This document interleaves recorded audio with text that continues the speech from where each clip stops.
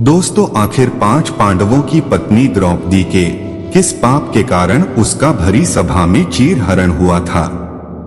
दोस्तों, आप सब ने महाभारत तो जरूर देखे होंगे और उसमें द्रौपदी की चीरहरण के बारे में भी जानते होंगे।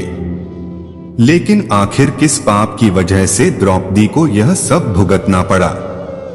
असल में इसकी पूरी सच्चाई क्या है, इसका असल कारण क्या है, ये शायद ही सबको पता होगा। इसीलिए इसकी पूरी कहानी जानने के लिए वीडियो को पूरा देखें। और आप पहली बार हमारे चैनल पर आए हैं तो कृपया चैनल को सब्सक्राइब जरूर करें, क्योंकि हम आपके लिए ऐसे नॉलेजेबल वीडियो हमेशा लाते रहते हैं। तो आइए जानते हैं कि द्रौपदी ने ऐसा कौन सा पाप किया था जिसके कारण अनेक योद्धाओं से खचाखच भरे हुए हस्तिनापुर के सभा भवन में उसके वस्त्र उतारकर उसे नग्न करने का प्रयत्न किया गया। दोस्तों, जब धर्मराज युधिष्ठिर कौरवों से जुआ में अपना सब कुछ हार गए और द्रौपदी को भी दांव पर लगाकर हार गए, तब दुर्योधन ने अपने भाई दुशासन को द्रौपदी को बीच सभा भवन में लाकर उसके वस्त्र उतारने का आदेश दिया। और दुशासन जब द्रौपदी का चीर खींचने लगा तो उसने सभा भवन में उपस्थित सभी लोगों से मदद मांगी, लेकिन किसी भी व्यक्ति ने द्रौपदी की कोई मदद नहीं की। और अंत में द्रौपदी ने अपने आप को असहाय जानकर उसने भगवान श्री कृष्ण को याद किया और उनसे अपनी लाज बचाने की प्रार्थना की और उनसे पूछा कि हे भक्तवत्सल, आप तो कहते हो कि मानव को अपने पाप और पुण्य कर्मों का ही फल उसका मान और अपमान कराता है।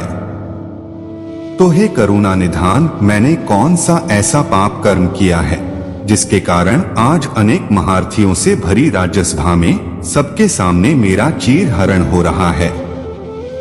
तब भगवान श्री कृष्ण ने द्रौपदी को उसके पूर्व जन्म का स्मरण कराया। कथा के अनुसार अपने पूर्व जन्म में द्रौपदी एक राजकुमारी थी। एक दिन जब द्रौपदी अपनी सखियों के संग गंगा स्नान के लिए जा रही थी तो उसने देखा कि गंगा में एक संत स्नान कर रहे थे और उनके अंग वस्त्र गंगा के किनारे रखे हुए थे। यह देखकर द्रौपदी को शरारत करने का विचार उसके मन में आया और उसने अपनी सखियों के साथ मिलकर उस संत के अंग वस्त्र एक स्थान पर छिपा दिए और चुपचाप किसी दूसरे घाट पर स्नान करने के लिए चली गई। स्नान करने के पश्चात अपनी सखियों के साथ हंसते हुए और आमोद प्रमोद करते हुए द्रौपदी अपने महल को चली गई। और इधर जब संत गंगा स्नान करने के बाद जल से बाहर आए तो अपने वस्त्र गंगा तट पर ना पाकर परेशान हो गए और इधर उधर खोजने लगे। बहुत खोजबीन के पश्चात संत को अपने अंग वस्त्र एक जगह छिपे हुए मिल गए।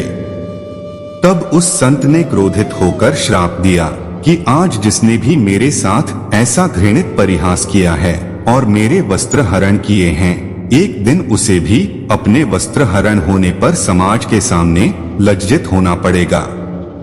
और इसी श्राप के कारण द्रौपदी को यह अपमान झेलना पड़ा।